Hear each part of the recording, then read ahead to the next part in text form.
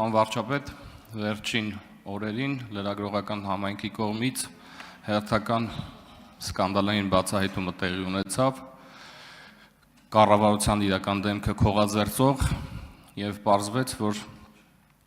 պետական բյուջեն անխնա թալանվում է եւ պարզվեց, որ Հայաստանի Հանրապետության կառավարության անդամները, պատգամավորները, պետական կառավարման համակարգի աշխատակիցները ստանում են աշխատավարձ։ Որոշ դեպքերում նույնիսկ ստանում են պարգևավճարներ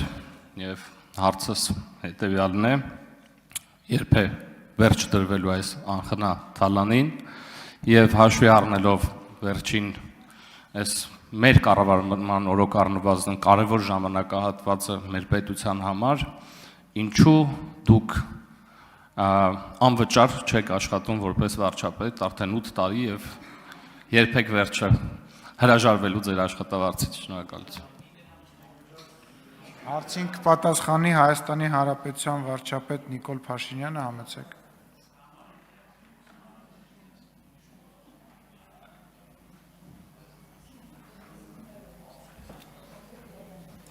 Շնորհակալ եմ հարցի համար, պարոն Աղաջանյան։ Ես իհարկե բրիֆինգի ընթացքում վերջին նման հարց հնչել է, նման կամ դրա այդ ուղղությամբ հարց հնչել է։ Ես ուզում եմ մեր բոլորի ուշադրությունը հրավիրել հետևյալի վրա, որ 2017 թվականի համեմատ նախ 2025 թվականի արդեն կատարված բյուջեն ավելի քան 130%-ով ավել է եկամտային մասը միայն։ Երկրորդը ուզում եմ մեզ բոլորիս հիշեցնել, որ 2025 թվականի բյուջեում մենք պետական ապարատի պահպանման ծախսերը կրճատել ենք 4%-ով, որը ընդհանուր առմամբ կազմում է 6.5 միլիարդ դրամ։ Այսինքն 2025 թվականին մենք պետական ապարատի ծախսերի համար, այդ թվում աշխատավարձերի եւ այլնի համար կրճատել ենք ֆոնդը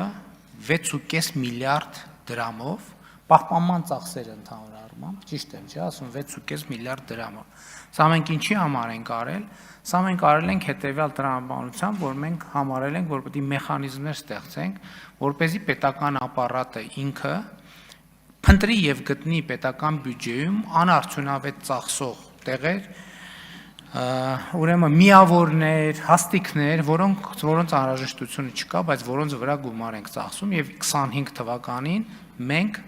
6.5 միլիարդ դրամով փաստացի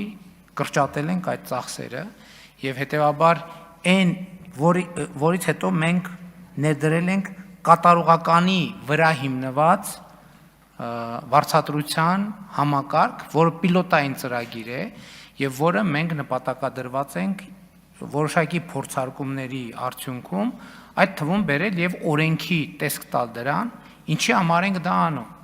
որովհետեւ կարծում եմ, որ եւ դա մեր ռազմավարություններին է վերաբերում, որ մենք պետական ինստիտուտները պետք է ուժեղացնենք եւ ընդհանուր առմամբ պետականությունը պետք է ուժեղացնենք, ինչով ենք մենք ուժեղացնում պետականությունը, նախ մենք սրանով իրականացնում ենք մեր տեսլականը դեռևս 2018-ի, որի համաձայն մենք ուզում ենք ունենալ բառիս բուն իմաստով անարատ եւ որևէ կողմնակի ազդեցությունից զերծ պաշտոնյա։ Այսինքն անարատ եւ որևէ կողմնակի ազդեցությունից զերծ պաշտոնյա, այսինքն զրո կոռուպցիա քաղաքականության իրագործումը։ Արդեն ասացի, որ նոր համակարգը պետք է լինի հիմնված կատարողականի գնահատման, վարձատրությունը պետք է փոխկապակցված լինի ծրագրային ստանձնած պարտավորությունների եւ դրանց կատարման ընթացքի հետ, որ արձագանքեք։ Արձագանք։ Շնորհակալ եմ, բնականաբար հարցից մեջ հեգնանք կար այդ պնդումներ անողների նկատմամբ։ Ես կարծում եմ, որ շատ կարևոր նախաձեռնություն է պարոն վարչապետ եւ նաեւ կուզեի ավելացնել պետական կառավարման համակարգում աշխատավարձերի բարձրացումը ուղիղ փոխկապակցված է բարձր որակավորում ունեցող մասնագետների ներգրավման հետ եւ ես կարծում եմ, որ դրանով մրցակցայնությունը հստակորեն կբարձրանա եւ բոլորս գիտենք, որ մասնավոր ոլորտից բարձր որակավորում ունեցող մասնագետները դժվար են համաձայնվում աշխատանքի անցնել պետական համակարգում հենց այդ պատճառով եւ հուսամ ձեր այս նախաձեռնությամբ այս խնդիրը կլուծվի։ Շարունակելով ձեր խոսքից ասեմ, որ մենք նաև նկատում ենք, որ որակյալ կադրերի արտահոս կա պետական համակարգից դեպի մասնավոր հատված եւ նպատակներից մեկը դա է, որը մենք իրականացրել ենք եւ ընդհակառակը նոր կադրերի որակավորված կադրերի պետական համակարգում ներգրավելու հետ կապված խնդիր կա, որը լուծում ենք։ Հաջորդ կարևոր կոմպոնենտը մենք անդադ մեր պաշտոնյաներին ասում ենք եւ կրթությունը հռչակել ենք ռազմավարություն, մենք մեր կարգավորումների մեջ դրել ենք, որ այդ գումարի X% տվյալ տարվա ընթացքում պաշտոնյան պետք է իր որակավորումները բարձրացնելու վրա ծախսի անպայման։ Հաջորդն էլ եմ ուզում ասել, մենք վերջին ամիսներին, վերջին տարվա ընթացքում նաև նկատել ենք, որ պետական պաշտոնյաների նկատմամբ այն մարդիկ, ովքեր անսահմանափակ փող ունեն եւ քաղաքականության մեջ ներգրավված են, պետական պաշտոնյաներին ծանրաբեռնում են անհամաչափ հայցադիմումներով ամենատարբեր անձնական բնույթի եւ պաշտոնյաները ուղղակի հնարավորություն չեն ունենում առաջինը էֆեկտիվ պաշտպանություն, որովհետեւ դա ծախս է, եւ երկրորդը դեզինֆորմացիայի դեմ պայքարում, էլի դա էլ իրավական ծախս է,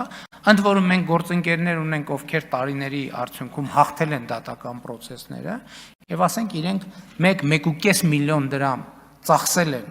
դատական իրենց իրավունքները, բայց իրենց իրավունքներով նաեւ հանրության տեղեկացված լինելու իրավունքը եւ պետական համակարգը պաշտպանելու վրա, ասենք 1.5 միլիոն դրամ ծախսել են, դատարանը որպես ծախսերի փոխհատուցում օբյեկտիվ իր կարգավորումների շրջանակով, ասենք փոխհատուցել է փոխհատուցման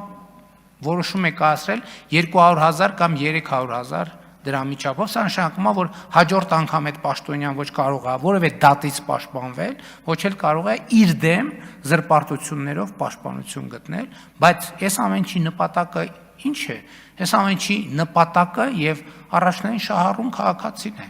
որովհետեւ տեսեք ինչ հարց լինում է, չէ՞, քաղաքացու կյանքի հետ կապված, ում են ասում կամ պաշտոնյային։ Մեզ պետք է որ պաշտոնյան գերկենտրոնացած լինի իր խնդրի վրա եւ որը մինիմալ բան նրան շեղի իր աշխատանքից եւ սա շատ կարեւոր որոշում է եւ ես ուրախ եմ, որ այդ որոշումը կայացրել ենք մենք միասին եւ այո, ես եմ կայացրել, իսկ նրանք ովքեր ասած բան են